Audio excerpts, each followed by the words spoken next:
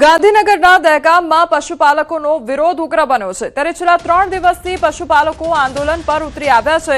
મધુર ડેરીએ દૂધ સ્વીકારવાની ના પાડતા આક્રોશ જોવા મળી રહ્યો છે।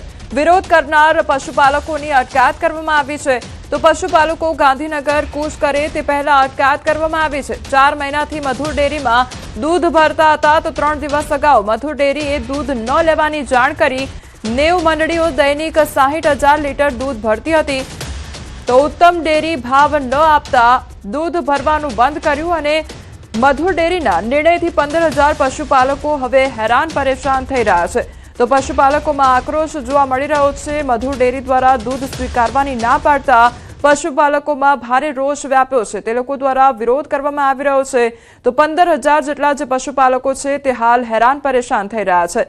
સંવાદદાતા ગૌતમ અમારી સાથે જોડાઈ ગયા છે। ગૌતમ, મધુર ડેરી દ્વારા શા માટે આજે દૂધ છે તેનો સ્વીકાર કરવાની ના પાડવામાં આવી છે? અત્યારે પશુપાલકોની શું સ્થિતિ છે?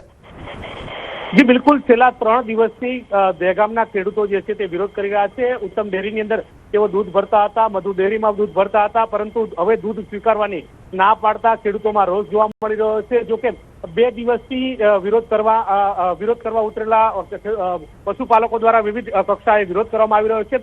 ચેરમેન મોહન જે ભરવાડ જે છે તેમનું પુતળું બાળીને પણ વિરોધ કરવામાં આવી રહ્યો હતો। ત્યારબાદ આજની વાત કરીએ તો ગાંધીનગર તરફની કૂચ કરવાનું એલાન જે છે તે પશુપાલકોએ કર્યું હતું ને તેને લઈને અત્યારે દહેગામ ખાતે સજ્જડ જે પ્રદર્શન જે છે તે કરવા આવે તે પહેલા જ પોલીસ પ્રોટેક્શન જે છે તે ગોઠવી દેવામાં આવ્યું છે। મહત્વનું એ છે કે કોઈ પણ પશુપાલકો ગાંધીનગર તરફ કૂચ ના કરે તે પ્રકારનો પોલીસ બંદોબસ્ત ગોઠવી દેવામાં આવ્યો છે। તમામ ખેડૂતોની પશુપાલકોની અને ખેડૂતોની અટકાયત કરવામાં આવી રહી છે। વિરોધમાં ઉતરતા તમામ ખેડૂતો સામે લાલ આંખ છે તે કરવામાં આવી છે। મહત્વનું એ છે કે જે દૂધ ભરવાનો ના પાડવાના કારણે પશુપાલકો પરેશાનીનો સામનો કરી રહ્યા છે। અંદાજિત 15,000 થી પણ વધારે પશુપાલકો જે છે તે કે દૂધ ભરતા હતા, પરંતુ હવે તેમનું દૂધ સ્વીકારવાની ના પાડતા તમામ ખેડૂતોમાં રોષ જોવા મળી રહ્યો છે। યોગ્ય વળતર પણ નથી મળતું, ભાવ પણ નથી મળતો, તે પ્રકારનો પણ પશુપાલકોનો વિરોધ હતો અને વિરોધ ઉગ્ર બની રહ્યો છે।